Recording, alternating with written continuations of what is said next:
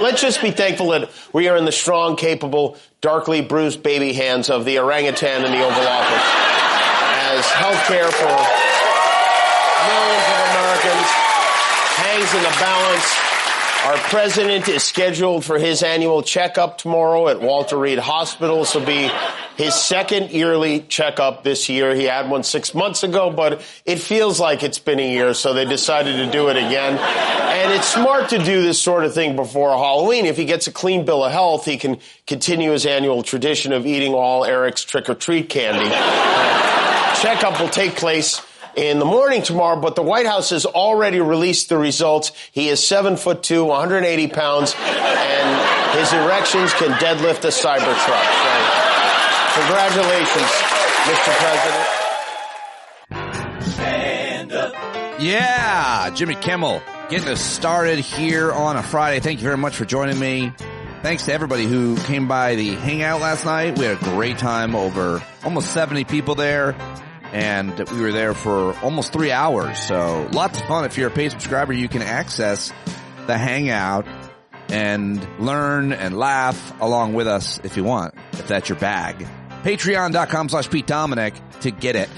Today I've got a great guest joining me for the first time. She is an author who's written over 19 books, most of them targeted for kids, but this one is more for adolescents and adults, and I loved it. It's right up my alley. Very appropriate for my brain. It's called White Lies: How the South Lost the Civil War, then Rewrote the History, and it's real relevant, unfortunately, in terms of so many of the things that were happening then are kind of happening now in much different ways, but the similarities are really eerie. So I thought Anne would be a good guest, and I was right. So you want to jump to that and skip the clips and the news, you can do that right now by jumping to, or as my friend Martha would say, fast forwarding to about 20 minutes in today. But right now, let's get to your headlines and clips here on a Friday. And the show is usually posted a little later on a Friday because I stay up late hanging out with many of you on Thursday, and that's part of the gig, and I love it. Love it very much. But yes, here we go. Let's get to it. It's Pete's Headlines and Clip Show. Get in on the shit show. A shit show indeed. Thank you, John Carroll. November 6th in Virginia. Be there for his release party. Go to johncarroll.org for more information. All right, let's see. Let's start with the Nobel Peace Prize. It did not go to Trump. Did you hear it? Yeah, he didn't get it, even though somehow he has brought the two sides together in the Middle East. I mean, he hasn't. I think that if it were a Democrat, by the way, people are trying to say, give Trump credit. You're not going to give Trump credit for bringing peace to the Middle East? I mean, listen, let's just be clear with the political paradigm in the United States of America, the way it has been since Barack Obama was president. The Republicans will say no to everything, including the things that they have wanted forever. If they aren't winning, if they don't get credit, if you give Trump credit for bringing peace, well, Biden couldn't get it done, right? Huh? No. Let's be real. Republicans would have prevented Biden from anything that got close and then sabotaged it. When Democrats even talked tough to Netanyahu, you know what Republicans did? They invited him to Congress, to America, to come into Congress to shit on the president of the United States. So I just don't think it's ever the same, because you don't have a political party within the Republicans that are willing to do anything to compromise to create, I don't know, a vaccine, infrastructure, immigration, bring down gun violence. If today Trump somehow wanted to ban some type of guns or enforce gun regulations that gun control groups have been wanting to for a generation or more, would Republicans go along with it? Yeah, probably. I think they probably would. Yep. But if a Democrat wants to do it, they are an Antifa terrorist. So let's just be clear. This double standard stinks. I don't like it. I'm going to call that and remind people of it every time. That's my thoughts. All right, back to the headlines. Sorry for that diatribe. The news as of Friday morning is that the ceasefire that is needed to finalize the agreement and get the hostage exchange finished is in effect. Palestinians have begun returning to Gaza's north as Israel says ceasefire is now in effect. Forces have pulled back to the lines agreed to under America's plan, the IDF said, but we're going to continue to remove any threat. So that's what they're also saying, having it both ways. The Israeli government has approved the first phase of Trump's ceasefire and hostage return deal. Under the deal, aid trucks are expected to start surging in to help Gaza's 2 million people, most of whom have been displaced. Israel released a list of Palestinian prisoners to be released. Netanyahu, albeit warning that Gaza will be demilitarized the hard way if needed. Hamas is set to release all 20 hostages, they must, who are believed to still be alive. They have to be handed over by 12 noon local time on Monday. The exact details of the release remains unclear. The bodies of deceased hostages will also be returned, though that is also unclear how long that's going to take. So you're going to see the release of about 250 Palestinian prisoners serving life sentences in Israeli jails and 1,700 detainees from Gaza. So looking to see if all of this happens on Monday. It would be an amazing achievement for both sides. If the Trump administration gives credit, I think fine. He didn't win the Peace Prize, but I don't care if he gets credit. Who's giving him credit? Just don't fall into these dumb traps that anchors are asking congressmen and Democrats, are you going to give him credit? No, I will give that man credit for nothing. He deserves credit for nothing. No, I don't have to. I don't have to give him credit. He is a terrible, awful, horrible criminal. So no, he shouldn't be here. Lots of other people could have gotten this done in different ways. It is the Republican Party that stands in the way of so many things, including peace and progress, is my opinion. Okay, I climbed back up and began that rant all over again. I'm sorry. I think I got away from the original thing I was going to say, which is that Maria Corina Machado is the winner of the Nobel Peace Prize. Her long fight to restore freedom to her native Venezuela has taken her from a comfortable upbringing among the elite to waging a grassroots campaign from hiding to unseat the country's authoritarian president. Nicknamed the Iron Lady for her tenacity and refusal to compromise, Machado's efforts were rewarded on Friday when she was awarded the Nobel Peace Prize. The 58-year-old led the opposition election campaign to revolutionary socialist president Nicolás Maduro last July. She won over Venezuelans with a message that peaceful change was possible after years of economic chaos and repression, which have forced 8 million into exile. After the wildly unpopular Maduro claimed an improbable victory at the polls. The government ordered troops onto the streets to crush protests and send secret police to arrest activists. Can't possibly see that happening here, but the parallels are terrifying again, and there's a lot more to her story. Here is what it sounded like when the call came in from the Norwegian guy who awards the Nobel Peace Prize and calls the winner. Here's just a little bit, an edit of what it sounded like. Yes. Hello? Am I talking to Maria Corina Machado? Yes, this is Maria Corina. Yes, Maria Corina. My name is Christian Berg Piken. I am the secretary of the Norwegian Nobel Committee in Oslo. And I'm calling to inform you that in a few minutes it shall be announced here at the Nobel Institute that you will be awarded the Nobel Peace Prize for 2025. Oh my God. So the warmest congratulations to you, Maria. Oh my God. Oh my God. Well, I have no words. I thank you so much, but I hope you understand this is a movement. This is a achievement of a whole society. I am just one person. I certainly do not deserve this. Oh my God. I think both the movement and you deserve it. Yes. If the hairs on your body are standing up, if you feel chills, that's good. that's confirming. If not, that's fine too. I mean, you might have a different reaction. Doesn't mean you're not as good as those of us who felt chills. But I did. I think the Nobel Peace Prize is important. I'm relieved to know that they didn't somehow kiss the ring.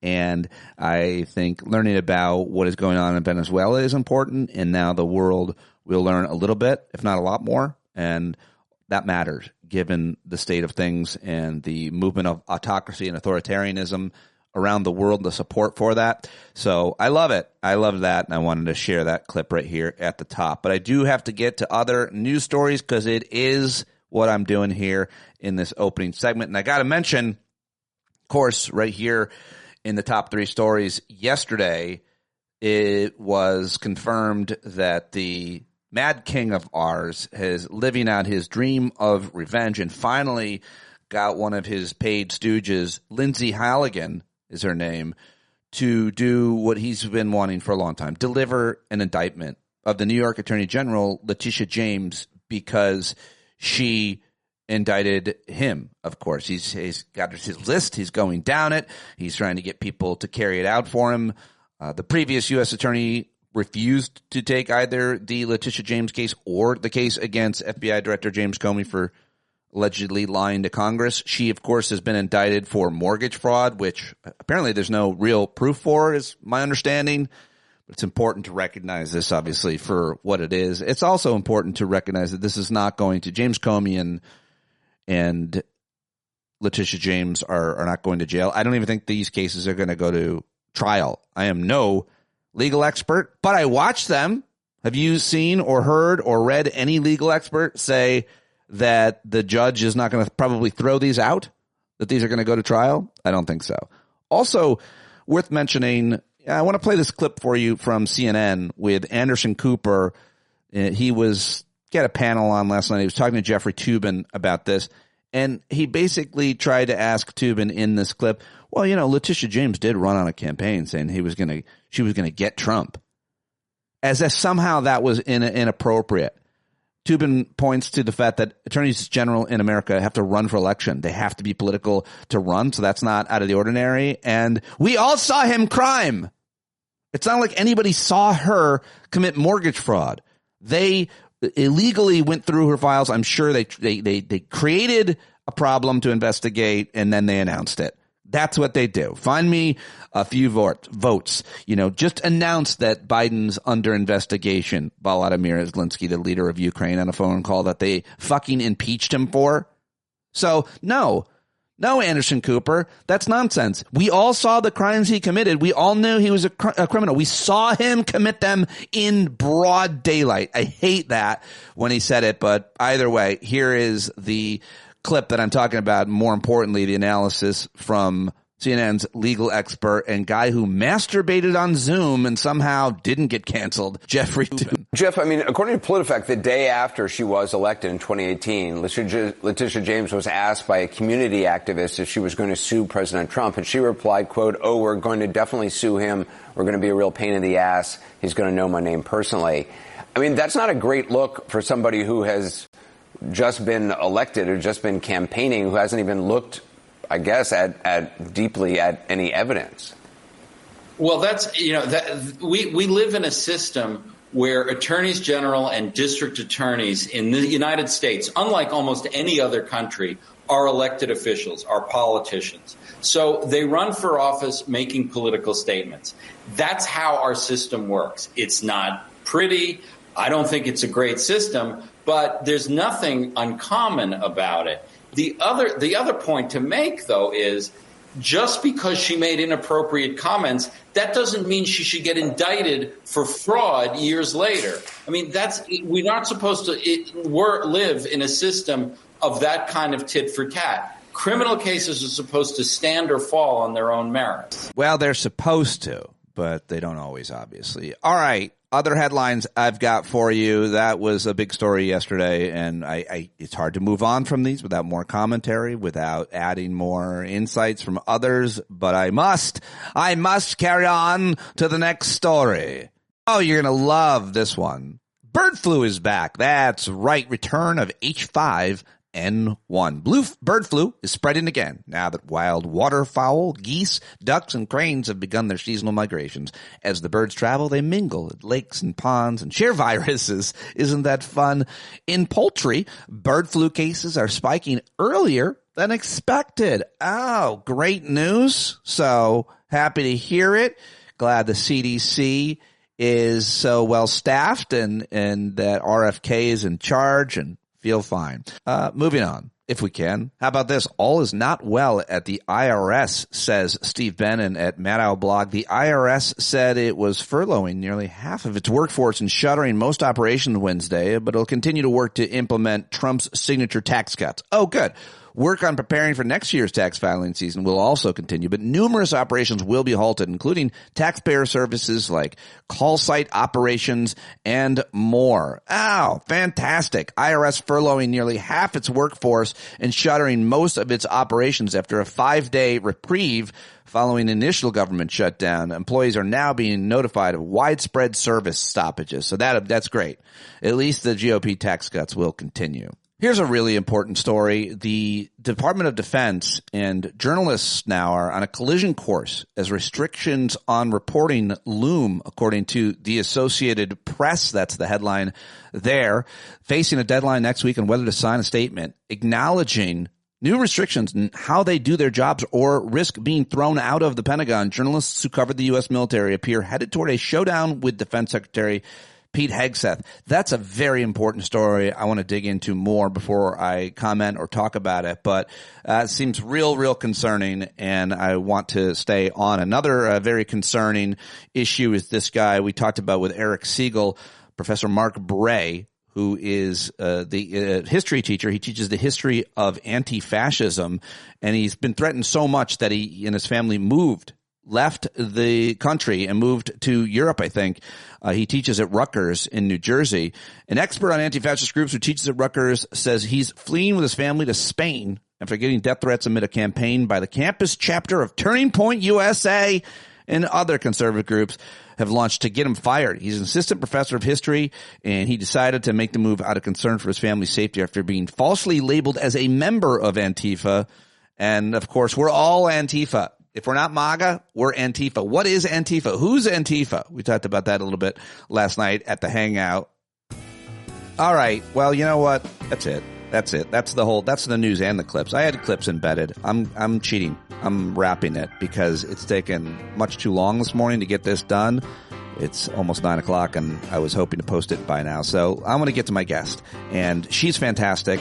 We had a great conversation. You can watch it live, youtube.com/standup with Pete. You can watch it rather on video. It was live yesterday.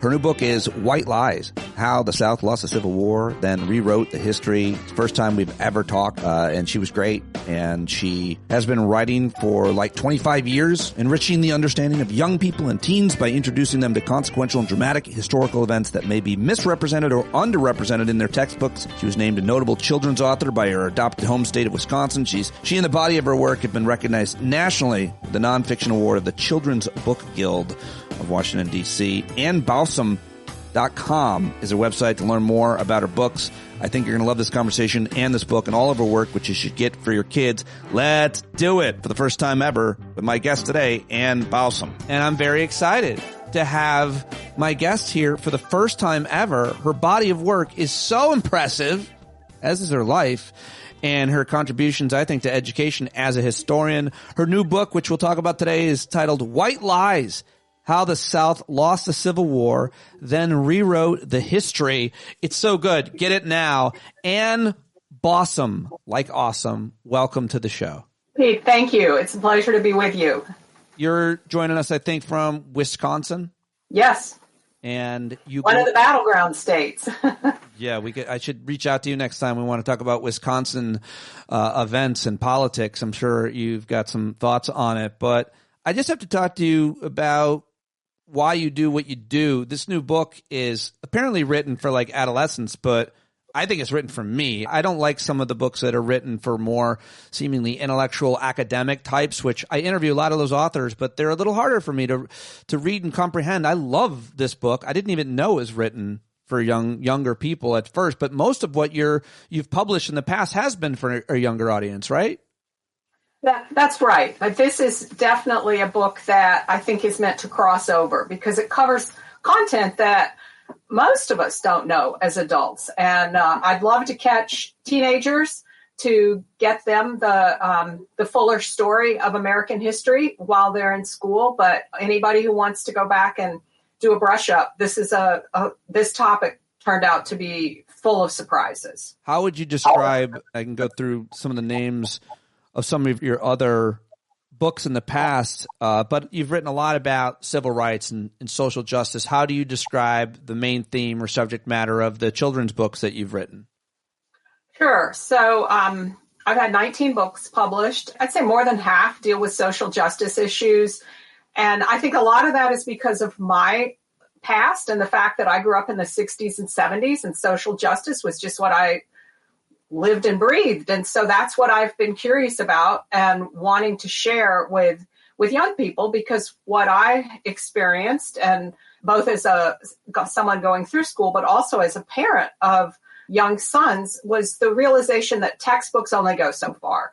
And they also tend to turn us off more than they turn us on. And so I was trying to write the kinds of books that, although they're nonfiction, you can't put them down. That's my challenge to a kid when I'm visiting with them in schools and talking about my books. And social justice, civil rights movement, gay rights, did a history on the AIDS epidemic, time out every now and then for things to refresh my heart and soul, like a couple of books about a real life dog who went to World War I. So a little bit of everything, but leaning heavily into social justice.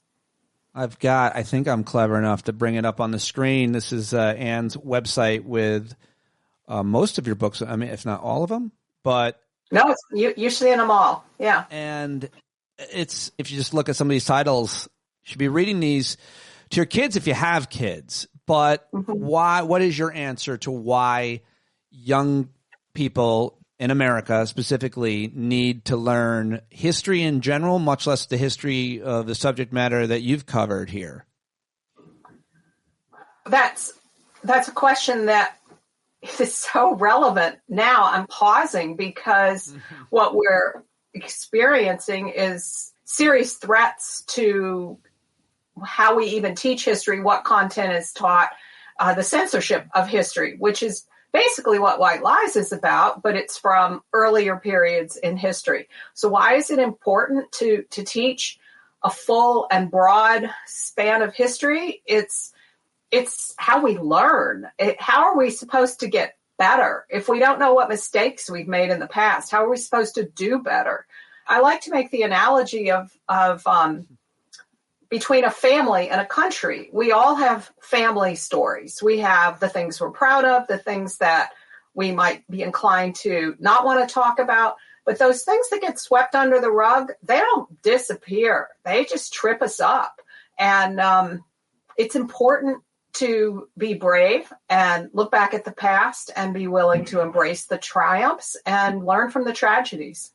It's a great analogy. It's also, you could just analogize your own life, learning from the mistakes that you've made. I once jumped off a moving boat, a boat that was going 35 miles an hour, and my head almost snapped off.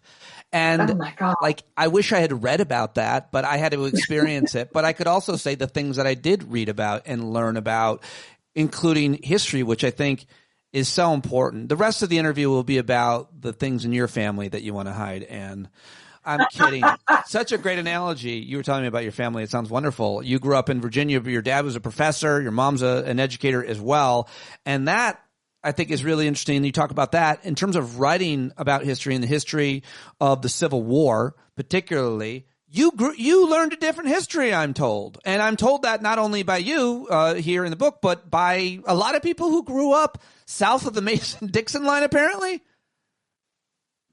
Well, yes, and honestly, it traveled north too, because as we began to create an infrastructure for teaching history in this country, which didn't always exist. We developed public schools, we developed a curriculum. Eventually, history gets added to that curriculum, and we began to create textbooks.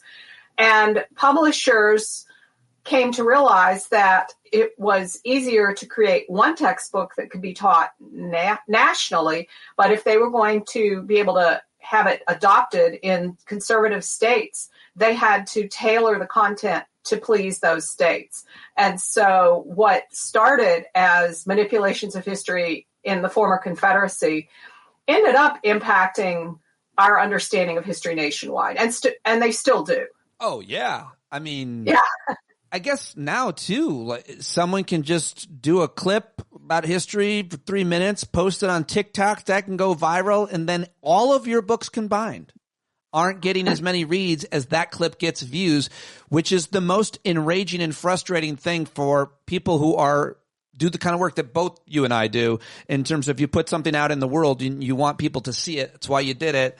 But it's not going to be seen nearly as many as the videos that might be, one of the things that you're debunking or that you're teaching us the truth of. And it's for another conversation, that world that we're in, which is why we need to get books like this one and the rest of your work to young people right now. Well, I agree. I'm in the same choir as you, and thank you for helping to try to do that today. And for I have a publisher who's working very hard to get this message out there too about this book, and I appreciate that as well. Yeah, I mean, just to make the point one more time or differently, if you have an adolescent kid or whatever that age that we decide to poison our children and give them phones. And I mean that. I'm not even being cynical. Like when my daughters got their phone when they were 12, I lost them to a certain extent. It was a wrap in a way. So read Anne's books to your kids before they get a phone and TikTok. Give them full context of the stories that they so badly need delivered in a way that their tiny brains, which are still bigger than mine, can understand. Let's get to it. Let's learn. White Lies. How the South Lost the Civil War, then rewrote the history.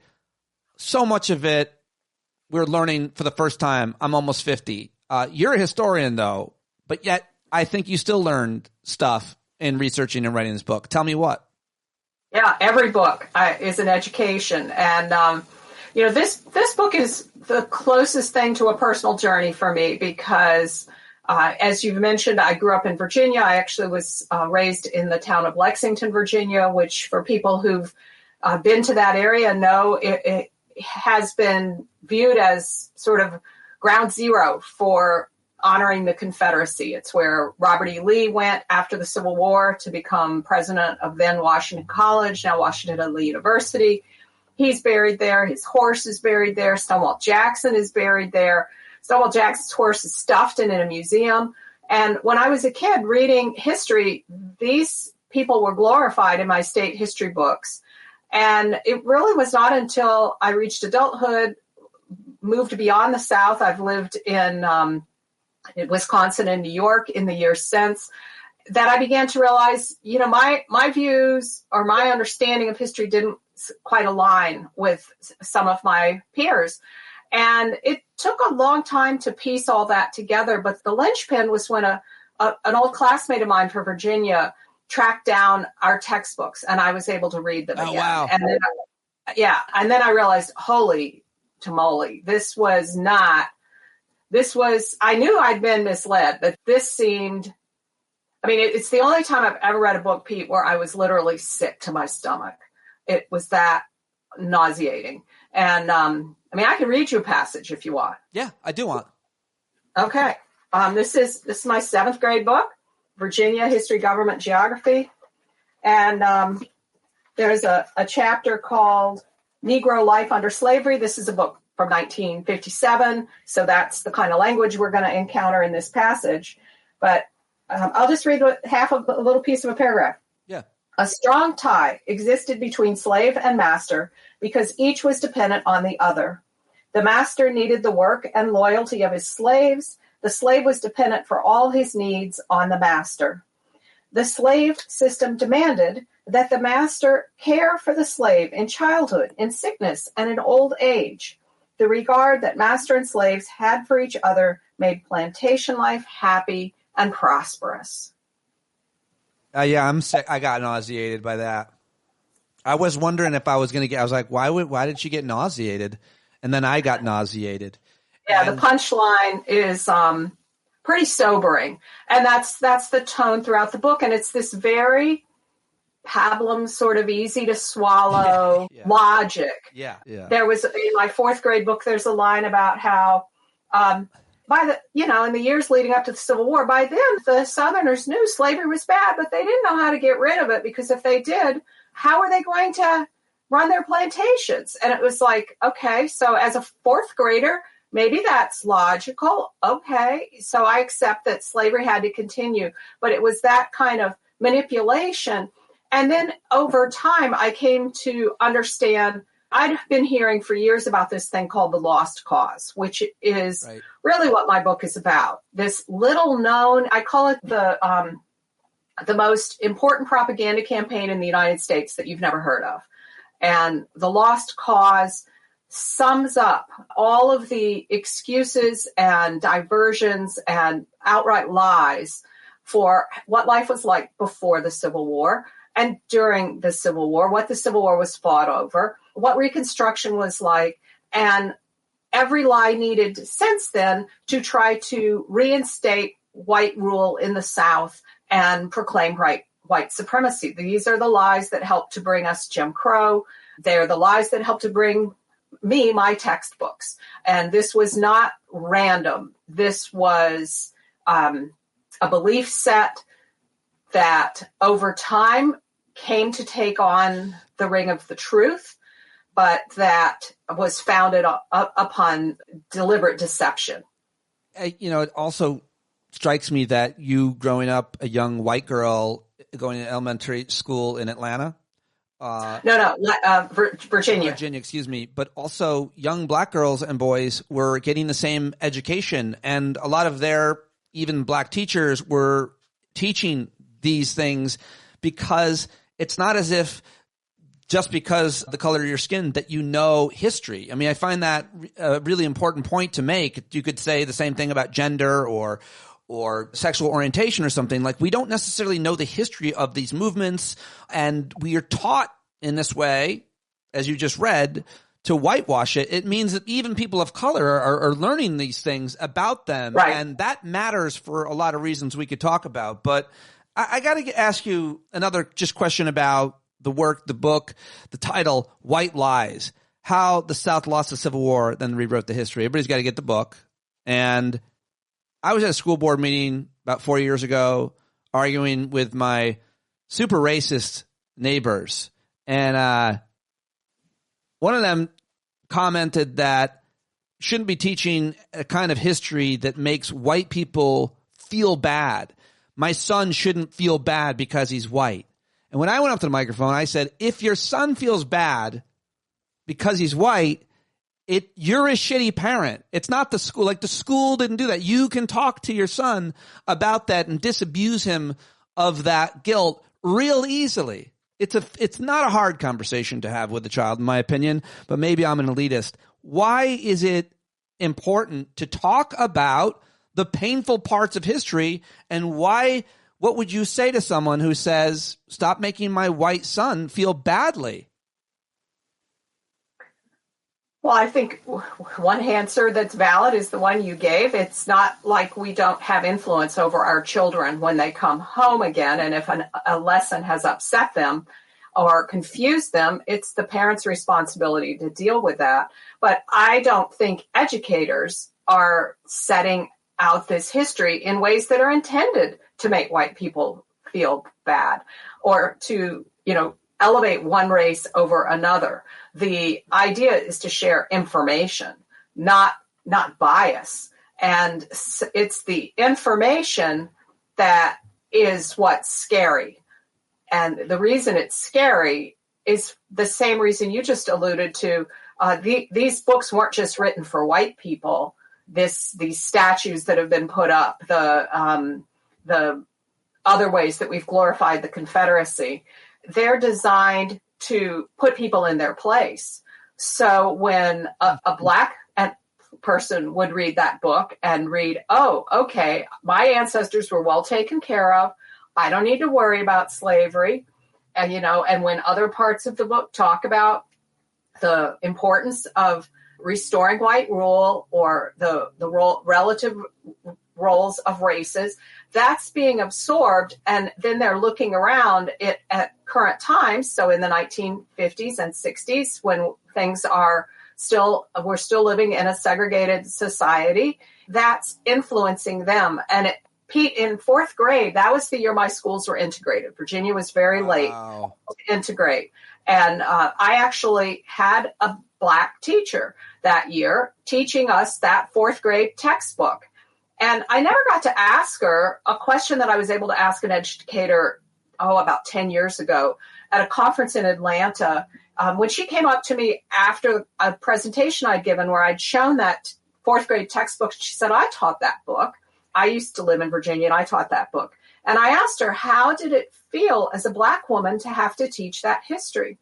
And she looked at me with this look like my question didn't even make sense. And finally she said, well, we thought it was all true. Right. That was the moment when I knew there was a book here that I had to understand. Whoa, what was this massive campaign of deception? Because it was very much intended to shore up white supremacy.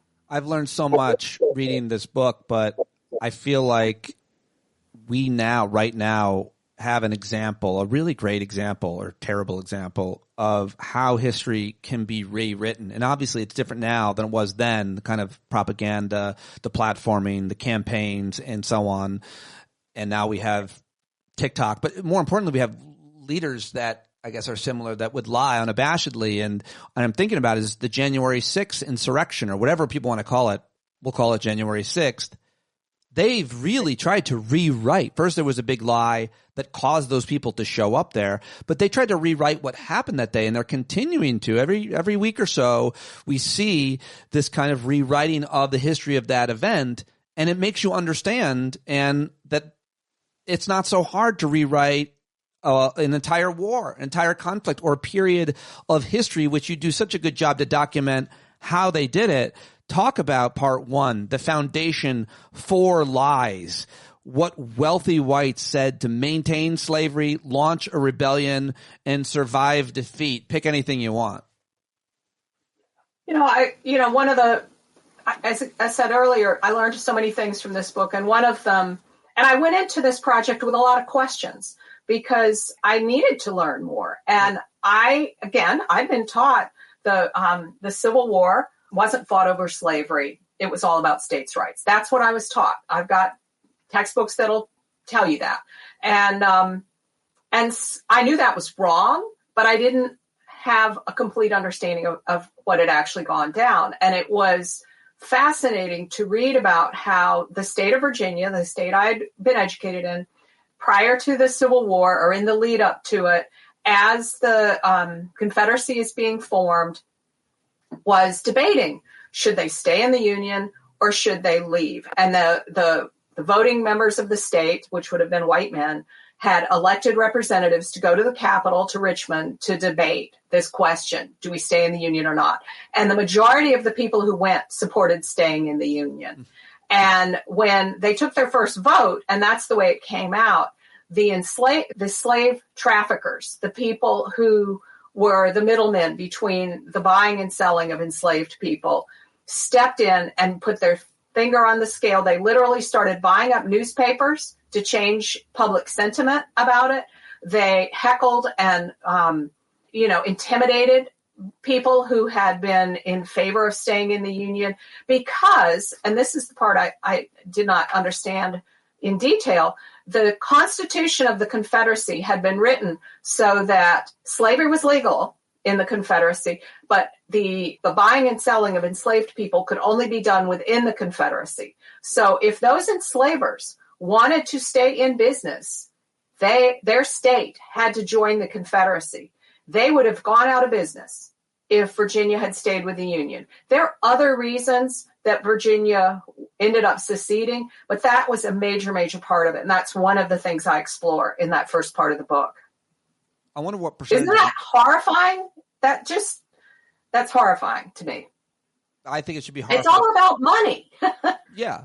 Yeah, I mean, you also mentioned you're buying newspapers to affect public sentiment, and everything in this book, there are parallels to what is happening right now as the Ellisons and the Murdochs and the others are buying up all of the different platforms. How do we ever get out this version of history, much less the truth of today and reality?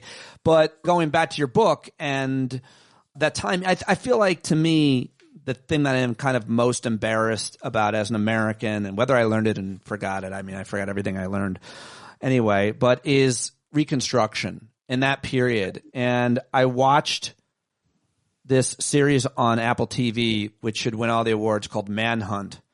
And it's great. It's a great 8-part series. I've gotten to know the writer and showrunner, Monica Beletsky. She's great. Everybody should watch it.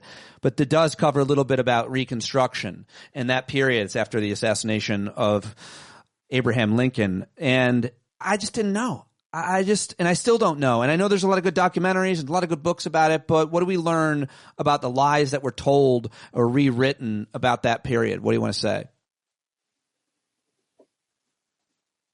I think this is one of the greatest tragedies in American history, that we took a period after the Civil War where there was concerted support in Congress, in the victorious public, with Abraham Lincoln, to, who had not gone into the Civil War intending to, his initial goal had not been freeing the slaves. His initial goal had been to bring the states back, to reunite the Union. But over time, he came to realize that in order to do one, you had to do the other. And he became very committed to that and to this idea of creating a multiracial democracy. And it was working. It was working, Pete. And one of the reasons it was working is because the rebels, the elite Southern property owners, enslavers, etc., who had fought against the Confederacy, were cut out of power. And so other people were able to step in and fill that vacuum, including formerly enslaved people who were Black but had not been enslaved, but were running for elected office.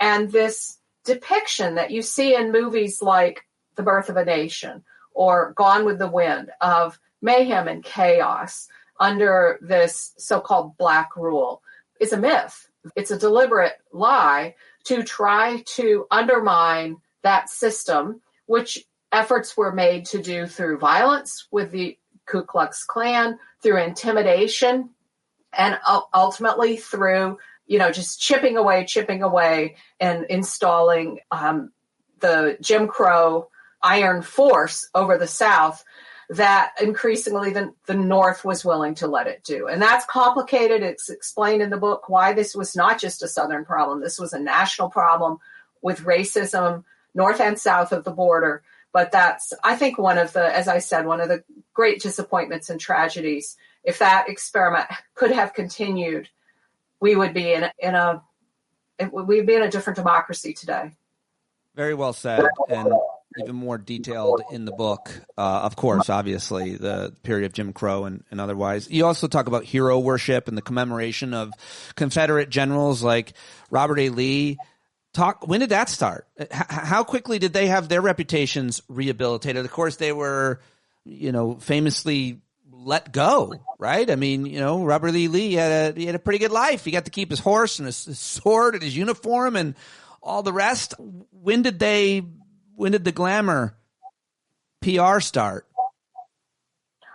To some extent, it started almost immediately.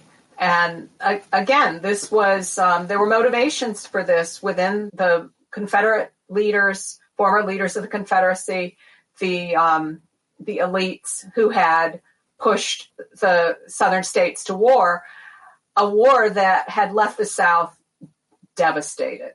Most of the fighting had happened in the South. The infrastructure of the South had been leveled. The population had been decimated. There was this giant loss of, marriageable aged men because they'd been killed in this war. Families had lost sons. Wives had lost husbands and were left trying to make a way forward without them. And in order to diffuse that anger, to deflect that anger away from the people who had brought it on, this campaign began to try to create reverence for the people who had fought for the Confederacy, to create honor, so that even though the South had been defeated, people could come home and be proud of their sons and husbands who had lost in the war. They had fought a noble cause. People could be admiring of generals like Robert E. Lee, who had not only been an instrumental on the battlefield, but also seemed to be presenting this noble version of, living in defeat. And of course you had, because of the assassination of Abraham Lincoln, you had a change of administration. Andrew Johnson becomes the president, and in probably not a very wise move, in an effort to create a ticket of reconciliation for the election of 1864, Lincoln, who was a Republican, had picked a Democrat to sit on the ticket. And so the political party of the White House changed with the assassination of Lincoln. And this is a man, Johnson, who had been an enslaver, who was from the South, who was sympathetic to the white Southern elite point of view. And that created the beginnings of the possibility for these lies to begin to be spread. And a whole lot of concessions. Yeah, that's right. I love this book. I want to talk to you again when I'm done with it. It's so good. It's so important. And everybody should have these books on their libraries, in their homes, and should be reading them to their kids. It's so vitally important that you get to them before those phones do. Because once they get any subject, any piece of history, anything can be, and with AI, I mean, they can recreate anything. So these books in their full context matter. I want to give you obviously the last word, and just to ask you just your thoughts about, doing all the research and reading this book. Like at the beginning of the book, you document one of the first statues that was built as a tribute to Stonewall, I think. Stonewall Jackson, that's right. Oh, Stonewall. Yeah. And when I was reading about it, that is still standing, by the way. Yeah, when I read that it was still standing, I started to imagine what it would be, what it would take to knock it down physically. Like how it's made of some stuff. But like my point is how angry it made me that it's a statue that is standing. And so reading the book and researching the book and learning that there are these statues, and obviously now they're being put back up where they were removed. They are renaming bases after that was changed.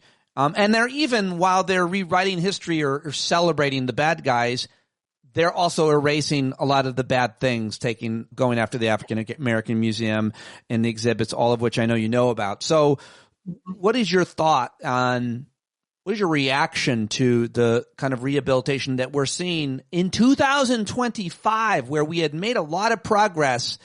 In Germany, they have denunciations of the Holocaust in the country. They're ashamed of it. There's museums. There's no celebration of the Holocaust. It's illegal. In America, our original sin is still celebrated. And even though it seemed like we were moving forward, now we've taken steps back. I'm done talking. Your thoughts? Well, we're taking steps back because we still have a problem with racism in America. And people were uncomfortable. In the same, some people embraced the idea of a broader coalition, just as multiple races embraced the idea of Reconstruction and unification, strength through unity instead of through division. But there are economic forces, there are racial forces that thrive on division, and they are doing their best to put the genie back in the bottle. I frankly think that's going to be hard.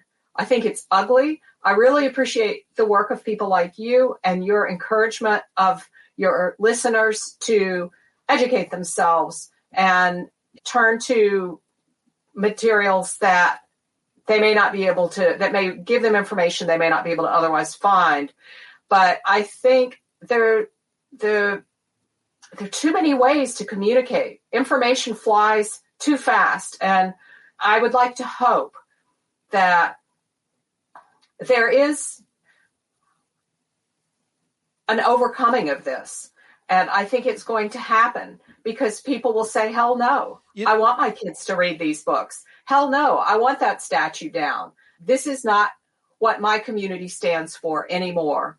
And educate yourselves, contact representatives, and do what you're comfortable with. Not everybody has to become a radical on the streets, but you can pass along books to others. You know what the thing? Encourage your own kids, like you say. I want to interrupt you just because I feel like the most important thing, and I want to get your reaction to it though, that you can do, the most important action you can take today is, and I learned this firsthand, is to get involved in your local public education school district, especially if you have kids. But even if you don't, especially if you don't, we need everybody. And vote for the right people, school board elections. Support them to run. It is scary out here in these burbs. And I've been involved in all the many different forms of activism, environmentalism, women's reproductive rights, LGBT rights, anti-racism, anti-poverty, all kinds of stuff.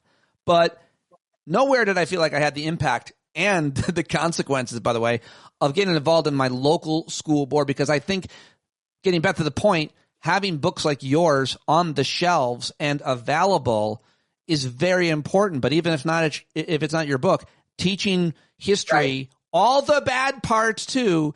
So to me, the school board and public education is probably the most important thing that us people in the suburbs and across the country can get involved with. Thoughts on that fight?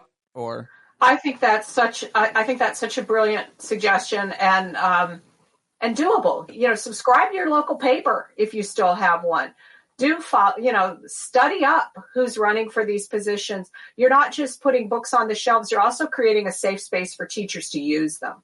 And I would also say, be mindful of the fact that, and this is true in the past too, I will give credit to conservative forces in their ability to organize and create organizations that are tireless. And I write at length about the United Daughters of the Confederacy, which played such a huge role in creating this lost cause history and sustaining it. There are comparable organizations today, whether it's Moms for Liberty or, the Heritage Foundation or whatever, which are putting money and effort into the ground all over the country. And so you better make sure that if you don't agree with those points of view, you're doing the same, whether it's individually or with other civic organizations. Very, very well said. And I will quote MLK Jr., who you've written books about. The ultimate tragedy is not the oppression and cruelty by the bad people, but the silence over that by the good people. And today, in terms of school board, what that means to me, let me just climb up on my soapbox, is you don't have to come to the school board meeting. You don't have to speak at the microphone. You don't have to post on our local Facebook page. I'll do that. The most important thing you can do is vote. You don't have to come out publicly. Just vote. Just vote at your school board election, because if you don't, that's a form of silence. Your vote at the school board election is arguably more important than anything else you do, because kids learn all this stuff there. And we have to be able to not control the school board, but to keep public education public and not privatized into some Christian nationalist Jesus with an AR-15. Okay, climbs down off soapbox and goes back to his guest, the author and historian. Thank you for joining me. And I've learned so much from the book, and it's just been lovely talking to you. It's been my pleasure. It's a great conversation. Thank you so much for having me, Pete. Yes, let's do it again when I'm done with the book, whenever you're done with the initial press tour. But everybody go buy it right now. If you're watching live, thank you for watching live, and go to Anne's website and Bausum and go get the book wherever you get books. Okay, well, I am back now. It's me, not talking to Anne. I'm just wrapping up at the show. So thank you for listening. I hope you loved it. You bumblebees are the greatest, the best. And honeybees, I'm sorry. We've upgraded you.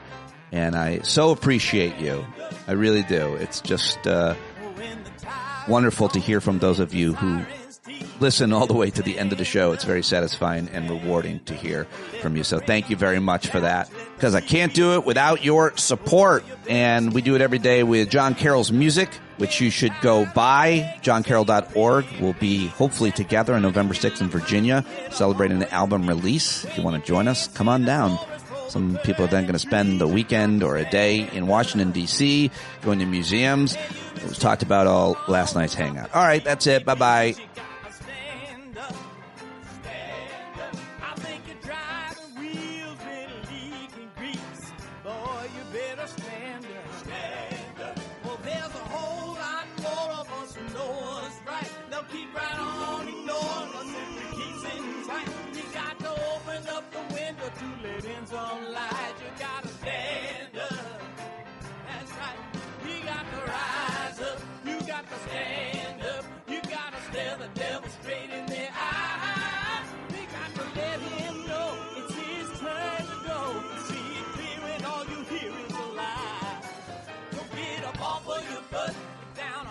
Your fence, even if it ain't a very friendly audience, well, they'll begin to listen when you start making sense, and you stand up, stand up. No need to point your rifle to defend your town, just stand up, stand up. You know they can't deny you what you're laying down. Boy, you better stand up, stand up. Show your face of every color, yellow, black, red, and brown. She's the place where every lost child will finally be found. There's only one thing to do before we stand our ground, and that's stand up, stand up. Well, the founding fathers saw a land for all. They had to stand up, they had to stand up. They had a keen imagination for a crystal ball, drawing all the plans of stand up. But all they had to go on was the time they were in, with other causes for laws, and since they weren't even sin, they knew that change was gonna come before the change would begin. They had to stand up. All right, they had to stand up. We got to stand up. We got to look the devil square in the eye. We gotta let him know it's his time to go, and make it clear when all we hear is a lie. Why you lying awake wondering where the money all went? It'll be the cost of freedom that'll go unspent. You can see him flee the scene of that experiment if you stand up. Alright, we got to speak up, we got to reach up, and raise your voice in every way you know how. Don't be toes up, you got to show up. Ain't no better time to do it but now. No need to pledge allegiance to no wanton tribe. Rise up, show obedience to the voice inside, and listen well and it'll tell you not to run and hide. It says stand